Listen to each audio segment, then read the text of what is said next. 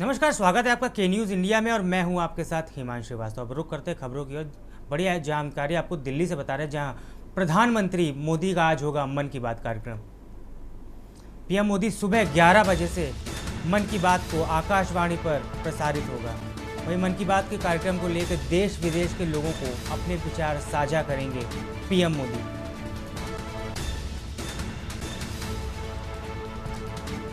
PM Modi सुबह 11 बजे करेंगे जनता के साथ मन की बात। आकाशवाणी पर आज प्रसारित होगा मन की बात का कार्यक्रम।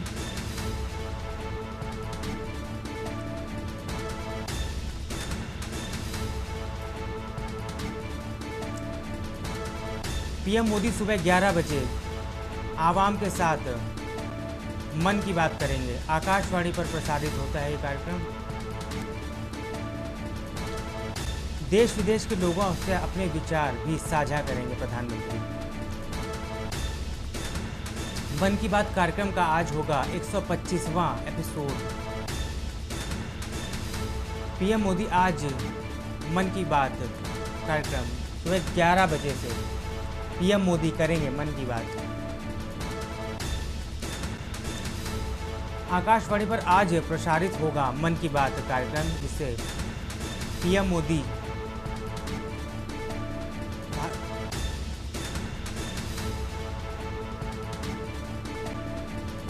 सुबह 11 बजे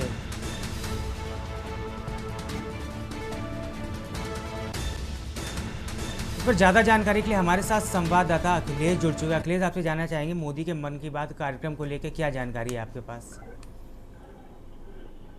देखिए, प्रधानमंत्री नरेंद्र मोदी का मन की बात कार्यक्रम लगातार हर महीने की आखिरी तारीख को होता है और आखिरी सप्ताह में आज प्रधानमंत्री के मन की बात कार्यक्रम का आयोजन होगा। ये आकाशवाणी के रेडियो कार्यक्रम पर प्रसारित किया जाएगा। प्रधानमंत्री नरेंद्र मोदी इस कार्यक्रम के माध्यम से देश ही नहीं दुनिया के तमाम भारतीयों से अपने विचार साझा करते हैं और उनको जिन विचारों से और जिन चीजों से उनको लगता है कि इन चीजों को दुनिया के साथ और देश के साथ और लोगों के साथ शामिल किया जाए, तो तमाम ऐसे मुद्दे हैं जो प्रधानमंत्री नरेंद्र मोदी अपने मन की बात कार्यक्रम के जरिए लोगों के साथ साझा करते हैं। आज 125वां एपिसोड आकाशवाणी पर सुबह 11 बजे प्रसारित होगा। यानी मन की बात कार्यक्रम को प्रधानमंत्री सुबह आज 11 बजे करेंगे। तो इस कार्यक्रम में कई ऐसे मुद्दे हैं, जैसे आगामी दिने वालों में त्योहारों की चर्चा भी इसमें कई बार प्रधानमंत्री शामिल करते हैं।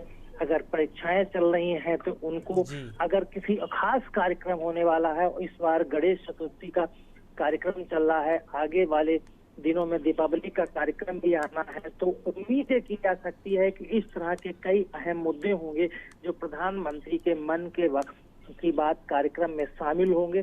कई और संदेश भी हो सकते हैं जो प्रधानमंत्री इस अपने कार्यक्रम में आज दे सकते हैं।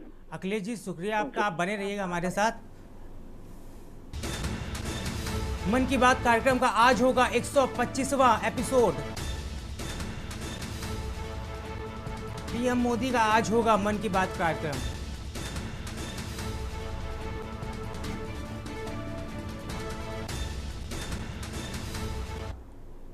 एक और अहम जानकारी आपको दिल्ली से बताने जा रहे हैं, जहां चीन के तियाजिन में आज शुरू होगी एससीओ समिट।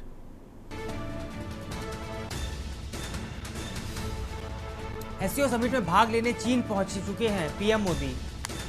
इस वक्त की अहम जानकारी आपको बता रहे हैं, समिट में रूस के राष्ट्रपति व्लादिमीर पुतिन भी होंगे शामिल।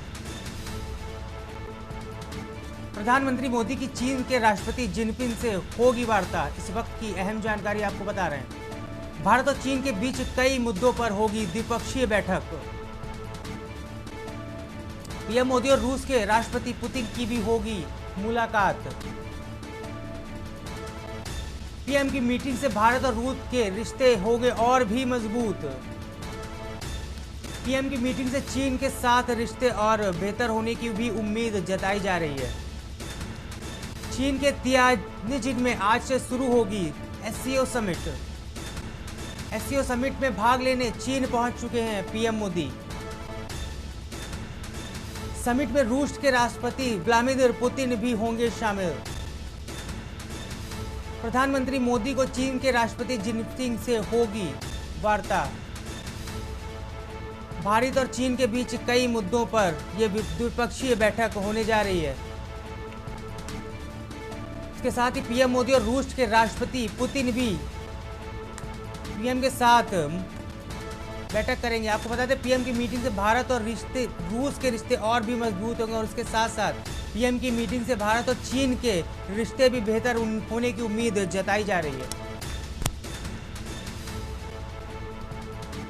इस पर ज्यादा जानकारी के लिए हमारे साथ संवाददाता अखिलेश जुड़ चुके हैं। अखिलेश, आपसे जानना चाहेंगे इस समिट को लेकर, इस मीटिंग को लेकर पीएम मोदी की क्या जानकारी है आपके पास?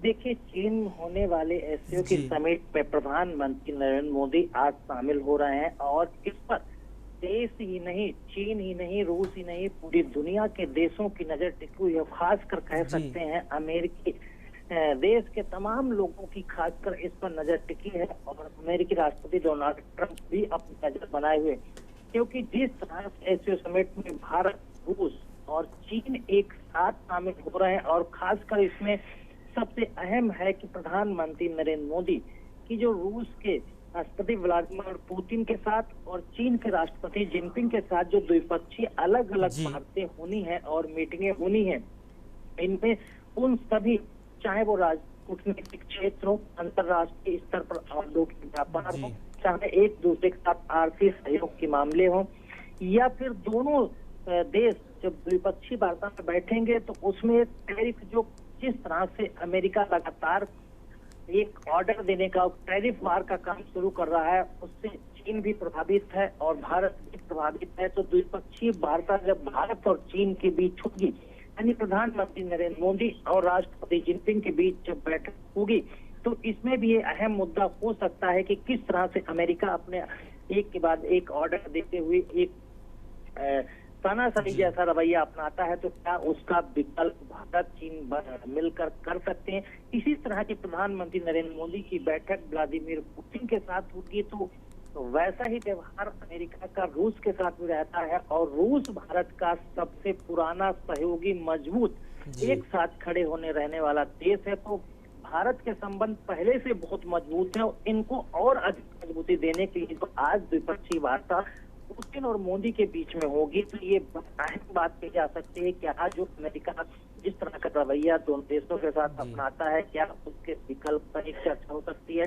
तो इस एससीओ समिट में तमाम अहम मुद्दे रहेंगे, तमाम चीजें ऐसी रहेंगी, लेकिन इसमें सबसे बड़ी और सबसे खास बात यही कहा जा सकती है, क्या इस समिट में अमेरिका का विकल्प के तौर पर भारत, चीन और रूस कोई चीज सोच सकते हैं। द्विपक्षीय वार्ताओं जब होंगी तो इन वार्ता में इन चीजों पर क्या कोई विकल्प की दिशा में राह निकलेगी या फिर कोई ऐसी चीज सामने आएगी जिसको लेकर अमेरिका पर निर्भरता ये सब छोड़ेंगे। तो इसीलिए पूरी देश, दुनिया के तमाम ऐसे देश हैं, सबकी नजर इस समिट पर खूब पड़ी है, क्योंकि सभी ये देख रहे हैं कि जब ये तीन देश और बहुत बड़े देश हैं और उस लिहाज से भी, मजबूती के लिहाज से भी और व्यापार के क्षेत्र के लिहाज से भी बहुत मजबूत हैं, तो इन सब की नजर है कि आखिरकार जब ये तीन बड़े देश एक साथ अलग अलग द्विपक्षीय वार्ता करेंगे तो क्या नया एक संदेश दुनिया को दे सकते हैं, इस पर सभी की नजर टिकी हुई है। बहुत बहुत शुक्रिया अखिलेश जी, जानकारी देने के लिए। आप बने रहिएगा हमारे साथ। समिट में रूस के राष्ट्रपति व्लादिमीर पुतिन भी होंगे शामिल। इसके साथ ही प्रधानमंत्री मोदी की चीन के राष्ट्रपति जिनपिंग से भी मुलाकात होगी। भारत और चीन के बीच कई मुद्दों पर होगी द्विपक्षीय बैठक।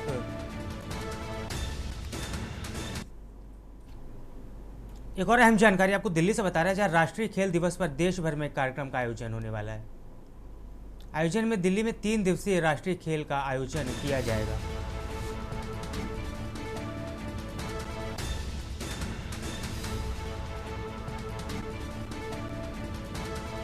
पहले दिन लाखों लोगों ने संडे ऑन साइकिल कार्यक्रम में भाग लिया है। देश भर में करीब 10,000 स्थानों पर युवा संडे ऑन स्पीड साइकिल से जुड़े। केंद्रीय खेल मंत्री मनसुख मंडाविया भी कार्यक्रम में शामिल हुई। राष्ट्रीय खेल दिवस पर देश भर में कार्यक्रमों का आयोजन इसके साथ ही दिल्ली में 3 दिवसीय राष्ट्रीय खेल का भी आयोजन किया गया। पहले ही दिन लाखों लोगों ने संडे ऑन साइकिल कार्यक्रम में बढ़ चढ़ कर हिस्सा लिया। राष्ट्रीय खेल दिवस पर देश भर में कार्यक्रम के आयोजन। दिल्ली में 3 दिवसीय राष्ट्रीय खेल का आयोजन किया गया। इसके साथ ही पहले ही दिन लोगों ने संडे ऑन साइकिल कार्यक्रम में बड़ी संख्या में बढ़ चढ़ कर हिस्सा लिया। देश भर में करीब 10,000 स्थानों पर युवा संडे ऑन साइकिल अभियान से जुड़े। केंद्रीय खेल मंत्री मनसुख मंडाविया ने भी कार्यक्रम में शिरकत की। राष्ट्रीय खेल दिवस पर देश भर में कार्यक्रमों का आयोजन जारी। दिल्ली में 3 दिवसीय राष्ट्रीय खेल का आयोजन किया गया।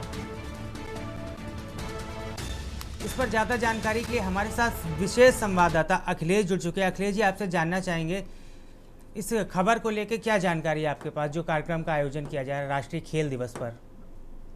देखिए, राष्ट्रीय खेल दिवस का आयोजन पूरे देश में हो रहा है। 3 दिन राष्ट्रीय खेल दिवस के अवसर पर कार्यक्रम होंगे। पूरे देश में इन कार्यक्रमों को आयोजन करने के लिए लगातार भारत सरकार की तरफ से तैयारी की गई। खुद केंद्रीय खेल मंत्री मनसुख मांडविया ही इसमें अगुवाई करते हुए सड़कों पर उतरे और ये तय किया गया कि युवाओं को एक संदेश दिया जाए, युवाओं को fit India Sunday on cycle अभियान से जोड़ा जाए और पारिस्थितिकी तंत्र इकोसिस्टम जो डिस्टर्ब हो रहा है देश को, उसको कैसे पटरी पर लाया जाए। इन तमाम संदेशों को देने के लिए आज राष्ट्रीय खेल दिवस के अवसर पर जो 3 दिवसीय कार्यक्रम पूरे देश में आयोजित होने, उसकी आज सुबह से शुरुआत हुई और इस कार्यक्रम में बाकायदा शुरुआत करने के लिए केंद्रीय खेल मंत्री मनसुख मांडविया वहां पहुंचे और जवाहरलाल नेहरू स्टेडियम भारी मात्रा में लोग साइकिल लेके पहुंचे थे और वहां से साइकिलिंग यानी fit India Sunday on cycle कार्यक्रम की शुरुआत हुई और जवाहरलाल नेहरू स्टेडियम से निकलकर इंडिया गेट सर्किल कूदते हुए इस अभियान को आगे बढ़ाते हुए खुद मनसुख मांडविया ने साइकिल चलाई और लोगों को इस तरह प्रेरित करने के लिए काम किया कि इस अभियान में लगातार 3 दिनों तक देश भर के अलग अलग स्थानों में जो कार्यक्रम हो रहे हैं उसमें युवा भी जुड़े, बुजुर्ग भी जुड़े, महिलाएं भी जुड़े। लेकिन खासकर इस बार के जो 3 दिवसीय कार्यक्रम खेल दिवस पर होंगे उसमें युवाओं को जोड़ने के लिए सबसे ज्यादा प्लानिंग की गई है और खेल मंत्रालय ने इसके लिए बाकायदा लंबे समय से प्रचार प्रसार और होर्डिंग भी लगाई है ताकि युवाओं को fit India Sunday on cycle कार्यक्रम से जोड़कर एक संदेश दिया जाए और युवाओं को मजबूती के साथ इकोसिस्टम जो भारत का डिस्टर्ब हो रहा है उसको संतुलित करने की दिशा में बड़े सोचे, विचार करें और काम करें। इसी दिशा में ये जो राष्ट्रीय खेल दिवस है वो 3 दिनों तक चलेगा और तमाम कार्यक्रम इसी थीम पर आयोजित होंगे। बहुत बहुत शुक्रिया अखिलेश जानकारी देने के लिए। फिलहाल आप हमारे साथ बने रहिए। पहले ही दिन लाखों लोगों ने संडे ऑन साइकिल कार्यक्रम में यहाँ पे भाग लिया है। दिल्ली से आपको अहम जानकारी बता रहे हैं। राष्ट्रीय खेल दिवस पर देश भर में कार्यक्रमों का आयोजन हो रहा है। इसके साथ ही दिल्ली में 3 दिवसीय राष्ट्रीय खेल का भी आयोजन किया गया। पहले दिन लाखों लोगों ने संडे ऑन साइकिल कार्यक्रम में बढ़ चढ़कर भागीदारी की। कार्यक्रम को लेकर युवाओं में खासा उत्साह देखने को मिला। देश भर में करीब 10,000 स्थानों पर युवा संडे कार्यक्रम का आयोजन हुआ। केंद्रीय खेल मंत्री मनसुख मंडाविया ने कार्यक्रम में भी शिरकत की।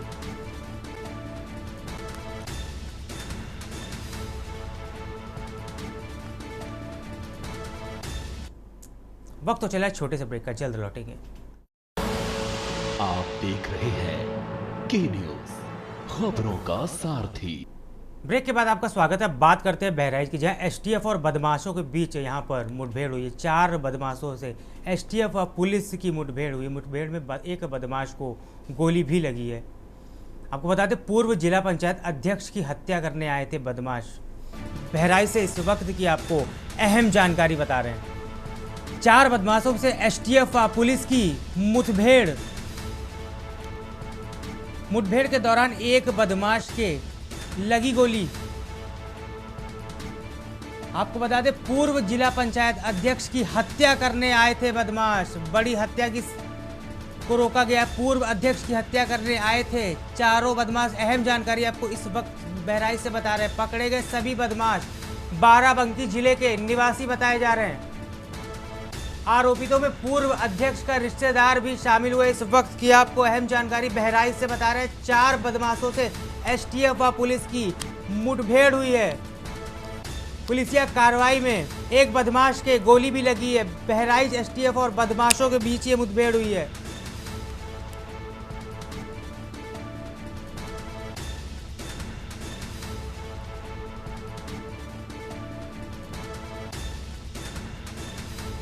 पूर्व जिला पंचायत अध्यक्ष की हत्या करने आए थे बदमाश, जिस पर मुठभेड़ हुई है। पुलिस और एसटीएफ के बीच बदमाशों के बीच माफ करिएगा मुठभेड़ हुई है, जिसमें एक बदमाश के पैर पर गोली लगी है। इस वक्त की अहम जानकारी आपको बहराइच से बता रहे हैं। आपको बता दें पकड़े गए सही बदमाश बाराबंकी जिले के निवासी बताए जा रहे हैं। आरोपियों में पूर्व अध्यक्ष का रिश्तेदार भी इसमें शामिल है।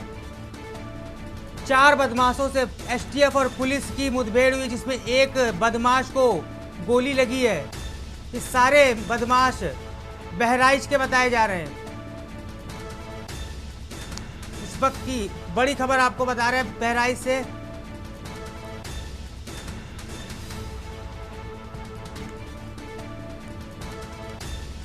आपको बता दें पूर्व जिला पंचायत अध्यक्ष की हत्या के इरादे से आए थे बदमाश, जिस पर पुलिस और एसटीएफ ने कार्रवाई करते हुए मुठभेड़ में एक बदमाश को पैर में गोली। आपको बता दें पकड़े गए सभी बदमाश बाराबंकी जिले के निवासी बताए जा रहे हैं। बड़ी हत्या की साजिश को पुलिस और एसटीएफ के द्वारा रोक दिया गया है।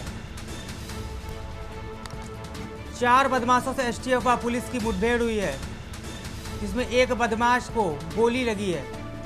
बड़ी हत्या की साजिश को यहां पे पुलिस और एसटीएफ ने रोक दिया है। आपको बता दें चारों बदमाश बाराबंकी के निवासी बताए जा रहे हैं। मुठभेड़ में एक बदमाश को गोली भी लगी है। पूर्व जिला पंचायत अध्यक्ष की हत्या की बड़ी साजिश पुलिस और एसटीएफ ने नाकाम कर दी है। खबर गुरुग्राम से, जहां प्रधानमंत्री नरेंद्र मोदी की दिवंगत माताजी को लेकर आपत्तिजनक टिप्पणियों का विरोध से भाजपा कार्यकर्ताओं में जोरदार प्रदर्शन किया। गुरुग्राम भाजपा जिला अध्यक्ष सर्वप्रिय त्यागी के नेतृत्व में कार्यकर्ताओं ने अग्रवाल धर्मशाला चौक पर राहुल गांधी और तेजस्वी यादव का पुतला फूंका और नारेबाजी की।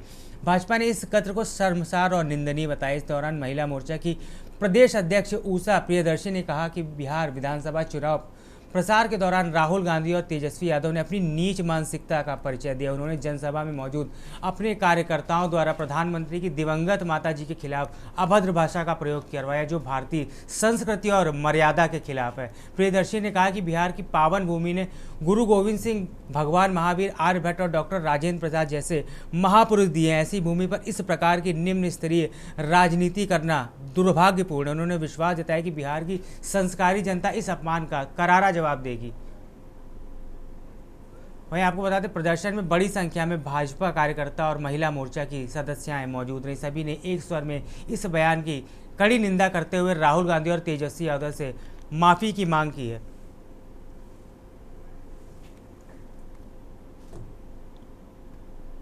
कानपुर देहात के भोगनीपुर तहसील क्षेत्र में चैन का पूर्वा गांव में स्थित बाल योगी विश्व हरिधाम सरकार इन दिनों चर्चा का केंद्र बना हुआ है। यहाँ के महंत हरिओम बाल योगी उर्फ बोतल वाले बाबा का दावा है कि उनके दरबार में आने वाले श्रद्धालुओं के संकट का तत्काल निवारण होता है, चाहे वे कैंसर जैसी गंभीर बीमारी हो या पुत्र प्राप्ति और प्रेत बाधा जैसी समस्या। बाबा का कहना है कि मात्र 7 वर्ष की आयु से माँ दुर्गा और कृष्ण की भक्ति कर रहे हैं और 2016 से दिव्य दरबार का आयोजन कर रहे हैं। सप्ताह में शनिवार, मंगलवार, अमावस्या और पूर्णिमा को विशेष दरबार लगाया जाता है, जिसमें हजारों लोग शामिल होते हैं और बाबा के अनुसार उनके दरबार में किसी भी प्रकार का चढ़ावा नहीं लिया जाता। इलाज की बोतल और जल, लौंग और मंत्रों के माध्यम से किया जाता है। हालांकि रिपोर्टों के अनुसार बाबा के दावों को लेकर कई सवाल उठ रहे हैं। वे भूत प्रेत से बातचीत, फूंक कर पानी, इलाज और अलौकिक शक्तियों के माध्यम से लोगों को ठीक करने का दावा करते हैं, लेकिन इन दावों का कोई वैज्ञानिक प्रमाण नहीं। बावजूद इसके बाबा के दरबार में लोगों की भीड़ उमड़ती रहती है और इन्हें अवतार मानकर पूजा जाता है। यह मामला आस्था और अंधविश्वास के बीच एक महीन रेखा को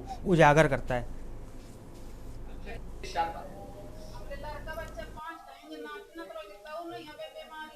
कुल मिला के अब घर में का दोस्त था, डॉक्टरों ने रुपया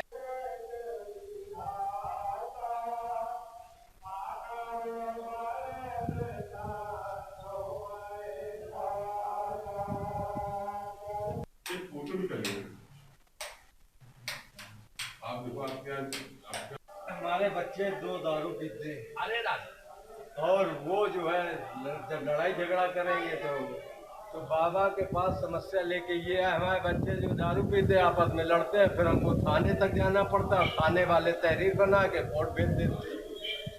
तो यही समस्या की बाबा ने कहा कि आज बाबा के दरबार में आपने अर्जी लगाई तो वहाँ बाबा ने क्या कहा? बाबा ने ये कहा कि ये बच्चे जो दारू पीते हैं ये टोटल बंद कर देंगे, ये इनको पानी पिलाइए और ये इनको लम खिलाइए और ये बेतहाशा सब अपने आप बंद कर देंगे। अच्छा, आप कहते हैं कि जो बाबा से द्वारा जो पानी दिया जाता है वो पानी नहीं, वो एक अमृत है, यही है ना? ये सत्य है कि वो बाबा जी पानी के रूप में अमृत देते हैं।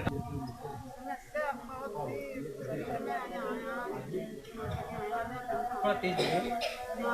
दरबार में मच्छी हो जाता। अच्छा, इससे पहले और आप कब आई थी? आई थी तो मच्छी बने रहे न, मगर जब आप यहाँ पहली बार आई थी तो क्या समस्या थी आपको? हम पागल कर गए। आप पागल हो गई थी और जब से आप यहाँ आ रही तो आप हमारा मन सही रहा, दिमाग सही रहा। जब से आप यहाँ आ रही हैं आपका दिमाग और आप ठीक है फिलहाल? आज हाँ, अब तो हमारी समस्या हल हो चुकी है। क्या समस्या थी जो आप यहाँ लेके आए थे? थी कि हम इतनी दारू पीते थे कि 24 घंटा में दारू में व्यस्त रहते। हाँ। ना हमें दिन से मतलब ना हमें रात से मतलब बराबर। तो हमारी बुढ़िया को जब पता लगा तो वो यहाँ आई, अपनी बात को रिक्वेस्ट किया। कब से आप यहाँ अर्जी लगा रहे हैं? हाँ। यहाँ तो 3 साल हो गए। 3 साल से। अब आपको कैसा लगता है यहाँ 3 साल से, अब जब आप यहाँ अर्जी लगा रहे हैं, जो भी आपकी जो हमें ये लग रहा है कि इस पूरे भूमंडल में हाँ। जो ये तपोभूमि है, हाँ। ऐसी तपोभूमि मिलेगी नहीं। फीवर आ रहा था? कब से फीवर आपको आ रहा था? 1.5 महीने से। कहाँ आपने दिखाया इसको? आप रहने वाली कहाँ की हैं?